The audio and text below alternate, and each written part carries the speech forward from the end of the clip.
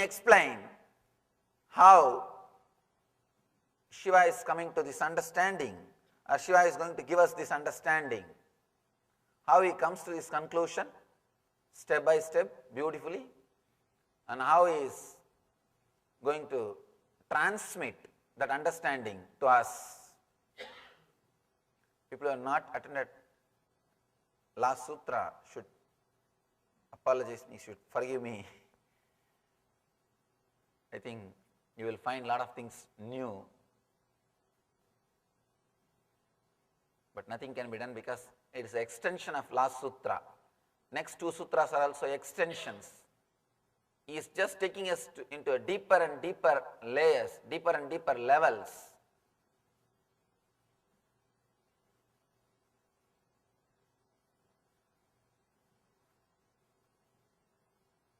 All right.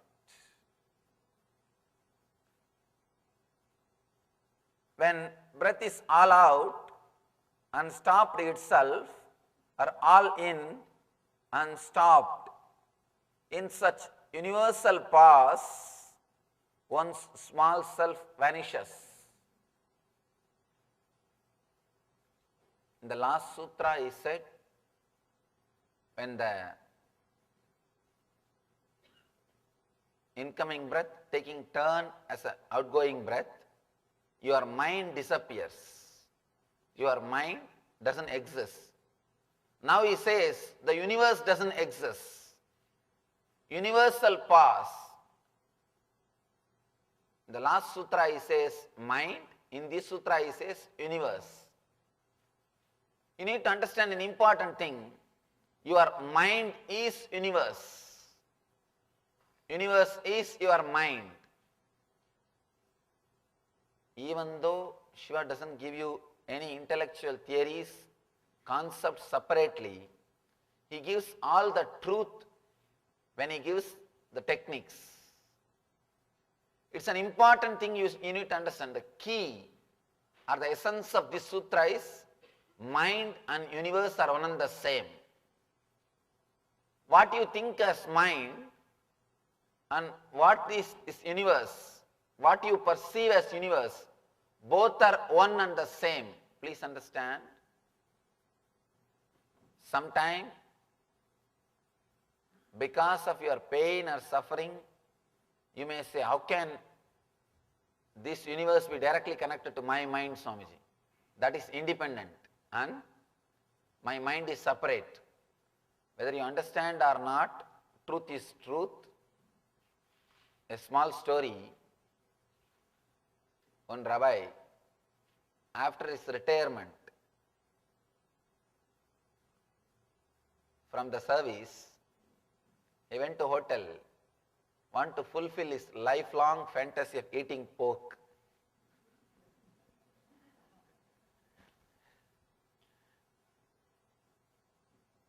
Somehow he couldn't control himself. He went to the hotel, chose a corner, he sat in a corner, ordered for pork. He was waiting and fighting with his conscience. Not only was waiting and fighting with his conscience. As things will happen, one family from his congregation entered the hotel. According to Jews, nobody should eat alone. So naturally they straight came to the rabbi's table and sat in his table to share the food. In 5 minutes, waiter brought the big plate, opened the lid to reveal the rose-suckling blood pig with a big full apple, baked apple in the mouth. They were shocked. And Rabbi also showed as if he shocked, and he started shouting, see, this place, you just order for a baked apple and what you get. You just order for a baked apple and what you get. You may use these words to escape from others, but you can't escape from yourself.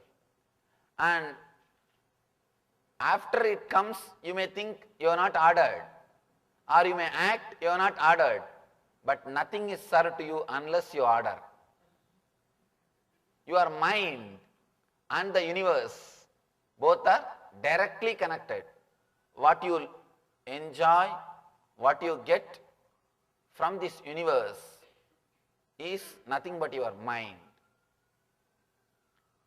Shiva says in the last sutra, he says your mind stops. Now he says the universe stops. Your mind and the universe.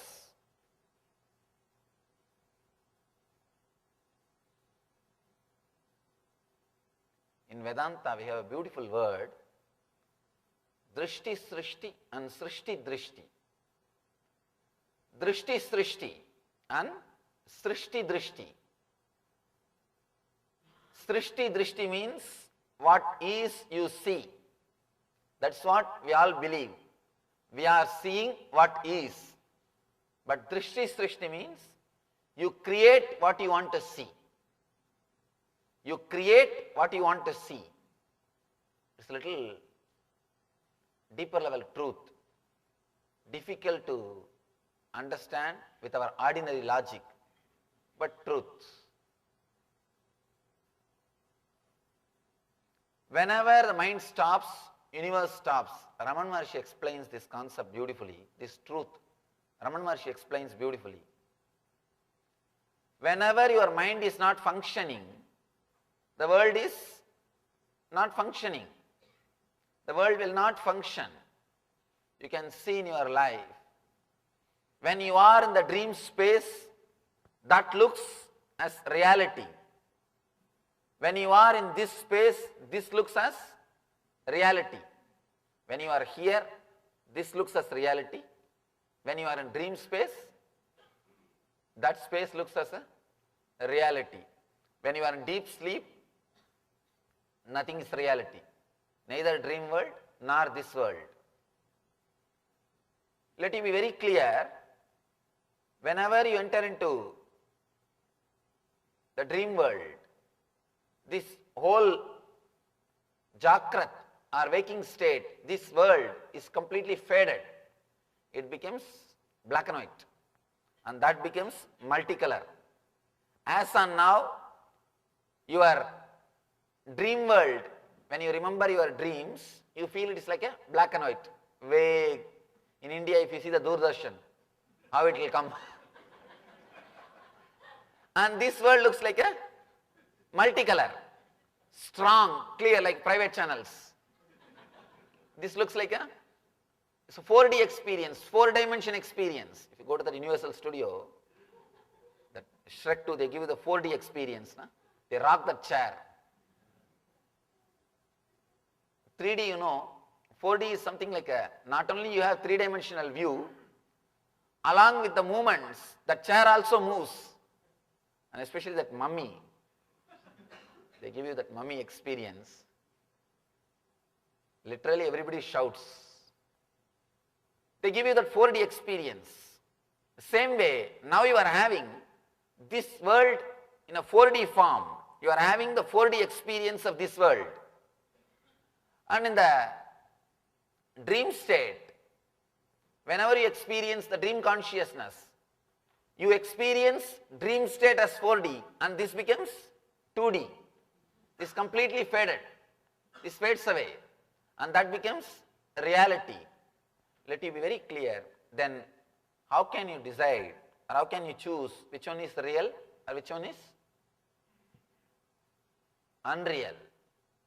You have no scale to choose whether this is real or that is unreal.